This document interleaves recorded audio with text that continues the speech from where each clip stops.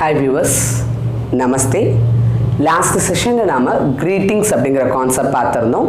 இப்போ நமக்கு ஒரு கான்வர்சேஷனை ஸ்டார்ட் பண்ணவும் தெரியும், எண்ட் பண்ணவும் தெரியும். இன்னைக்கு நாம பார்க்க போற கான்செப்ட் சப்ஜெக்ட்ஸ். ஸோ யாரை பற்றி பேசுகிறோம், எதை பற்றி பேசுகிறோம் அப்படிங்கிறது தான் சப்ஜெக்ட்ஸ்ன்னு சொல்கிறோம். இது டோட்டலாக ஹிந்தியில் 8 வேர்ட்ஸ் இருக்குது. மே மே ஸோ இங்கே மே அப்படிங்கிறதுல பார்த்தீங்க அப்படின்னா என்னை வந்து ப்ராக்கெட்குள்ளே எழுதியிருக்கேன். ஏன் அப்படின்னு சொன்னால் இந்த இடத்துல என் அப்படிங்கிறது ஹாஃப் சைலண்ட்டுங்க. இந்த என் இல்லாமல் நீங்கள் ப்ரொனவுன்ஸ் பண்ணால் மைன்னு சொல்வீங்க. ஸோ இல்லை என்னோட சேர்த்து நார்மலாக சொன்னால் மெயின் அப்படின்னு சொல்வீங்க. ஆனால் இந்த இடத்துல மே அப்படின்னு ப்ரொனவுன்ஸ் பண்ணணும். ஸோ என்னங்கிறது ஹாஃப் சைலண்ட் இருக்குது, ஆனால் இல்லை அப்படிங்கிற மாதிரி ப்ரொனவுன்ஸ் பண்ணுங்க. ஸோ அடுத்த வார்த்தை யஹ் யஹ், वह वह, तुम तुम, हम हम, आप आप, ये वे वे. ஸோ இதில் மே அப்படிங்கிறதுக்கு அர்த்தம் நான். யஹ் இவன், இவள், இது, இந்த.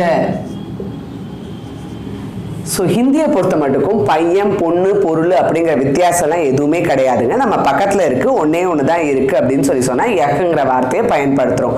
ஸோ பையன்றதுக்கும் யக்கு தான், பொண்ணுக்கும் யக்கு தான், பொருளுக்கும் யக்கு தான். ஸோ எந்த வித்தியாசமும் கிடையாதுங்க. பக்கத்தில் இருந்து ஒருமையில் இருந்தால் யக் அப்படிங்கிற வேர்ட் பயன்படுத்துகிறோம். ஸோ அதே வந்து தள்ளி இருக்குது அப்படின்னு சொன்னால் அப்போ வந்து வக் அப்படிங்கிறது யூஸ் பண்ணுறோம். அவன், அவள், அது, அந்த. ஸோ பக்கத்தில் இருந்தால் தள்ளி இருந்தால் வக் அப்படிங்கிறத யூஸ் பண்ணுறோம். ஸோ தும் அப்படின்னு சொன்னீங்கன்னா நீ அப்படிங்கிறது அர்த்தம். ஸோ இந்த நீ அப்படிங்கிற வார்த்தையை தமிழில் ஒருமைக்கு மட்டும்தான் பயன்படுத்துவோம். ஆனால் ஹிந்தியில் பன்மைக்கும் சேர்த்து பயன்படுத்துகிறாங்க. அதாவது ஒரு சின்ன பையனை பார்த்து வான்னு சொல்கிறதா இருந்தால் நீ வா அப்படின்னு சொல்லுவோம். ஸோ அதுக்கு வந்து தும் ஆவோ அப்படின்னு சொல்கிறாங்க. அதே வந்து 2 பேர் இருக்காங்க அப்படின்னா நீங்கள் 2 பேர் இங்கே வாங்கன்னு சொல்லுவோம் தமிழில். ஆனால் ஹிந்தியில் பார்த்தீங்கன்னா தும் தோனோ ஆவோ அப்படின்னு சொல்லுவாங்க. ஸோ ஒருமைக்கும் பயன்படுத்துகிறாங்க, பன்மைக்கும் படுத்துகிறாங்க. ஸோ நம்மளை விட சின்ன பசங்களை பற்றி பேசுகிறதா இருந்தால் தும் அப்படிங்கிற வார்த்தையை நீங்க பயன்படுத்தலாம். சோ ஹம், நாம், நாங்கள். சோ ப்ளூரல்ல பேசுறதுக்கு யூஸ் ஆகுங்க. ஆப், நீங்கள்.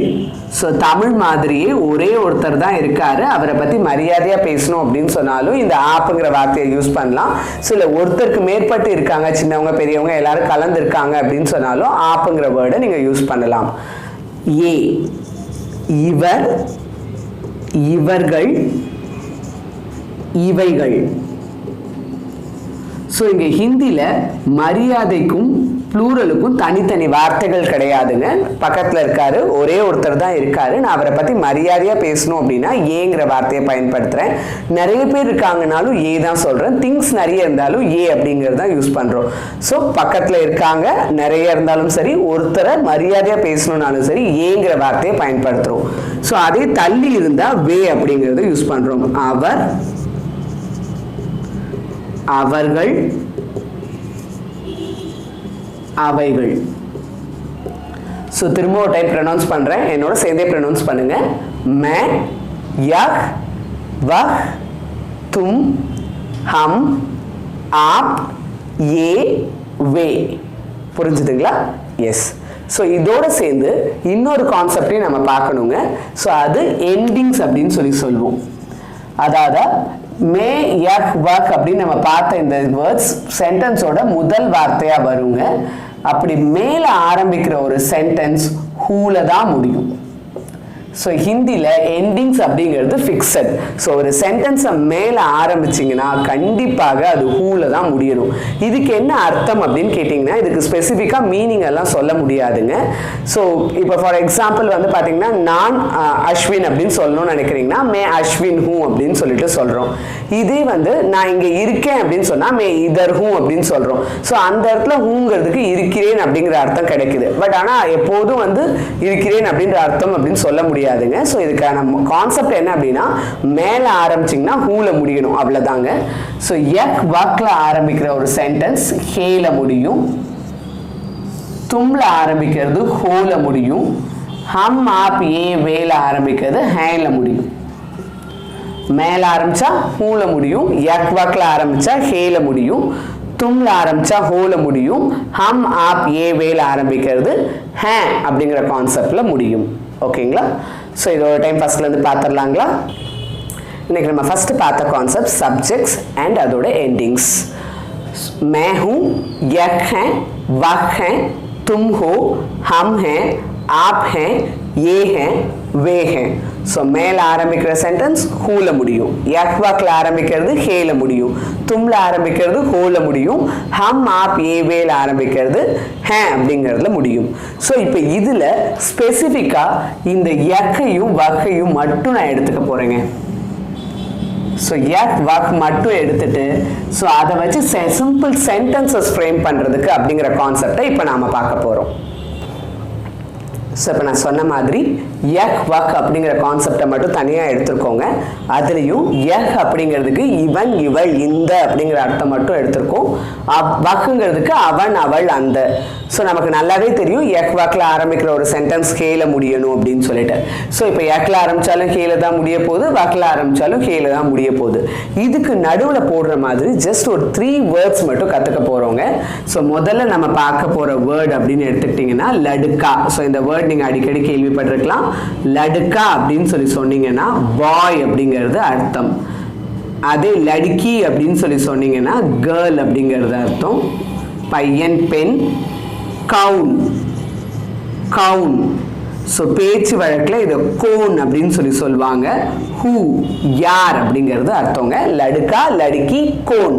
ஸோ கவுனுங்கிறது தான் வார்த்தை, ஆனால் பேச்சு வழக்கில் பேசும்போது கோன் அப்படின்னு தான் நம்ம பயன்படுத்துகிறோம். ஸோ இந்த 3 வார்த்தைகளை வச்சு தான் இப்போ நம்ம சென்டென்சஸ் அப்படிங்கிறது ஃப்ரேம் பண்ண போகிறோங்க. ஸோ இப்போ யக் அர்ஜுன் ஹே அப்படின்னு நான் சொன்னேன்னா இவன் அர்ஜுன் அப்படிங்கிறது அர்த்தம். இது எனக்கு நல்லா தெளிவாக புரியுது. ஏன் அப்படின்னா அர்ஜுன் அப்படிங்கிறது ஒரு பையனோட பேர். ஸோ அதை நடுவில் போட்டு சொல்லும் போது இவன் அர்ஜுன் அப்படிங்கிறது சென்டென்ஸ் ஃப்ரேம் ஆகுது. ஸோ அதை வக் அனிதா ஹே அப்படின்னு சொல்லி சொன்னால் அவள் அனிதா அப்படிங்கிறது அர்த்தம்.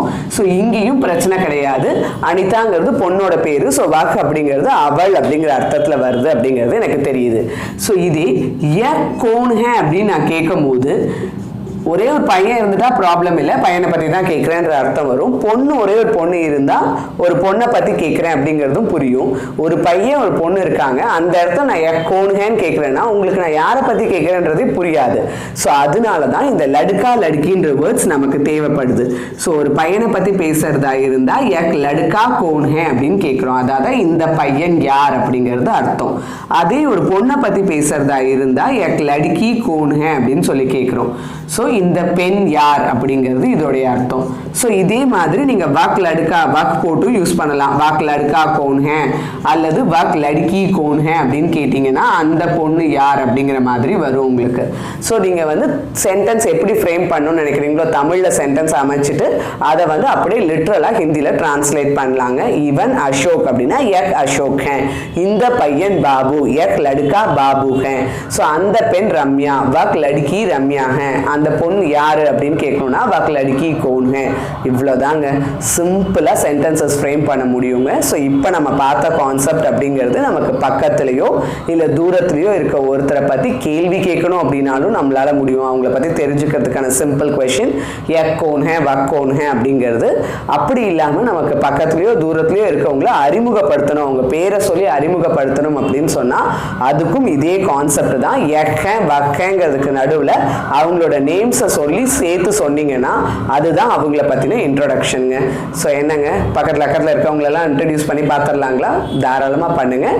ஸோ ப்ராக்டிஸ் பண்ணுங்கள். சொல்லி ஒவ்வொருத்தரோட நேம்ஸாக போட்டு யக் ஹே வக் ஹே அப்படிங்கிறதையும் சேர்த்து சொல்லி ப்ராக்டிஸ் பண்ணுங்கள். அடுத்த செஷனில் இன்னொரு கான்செப்டோடு உங்களை மீட் பண்ணுறேன். தன்யவாத். फिर मिलेंगे.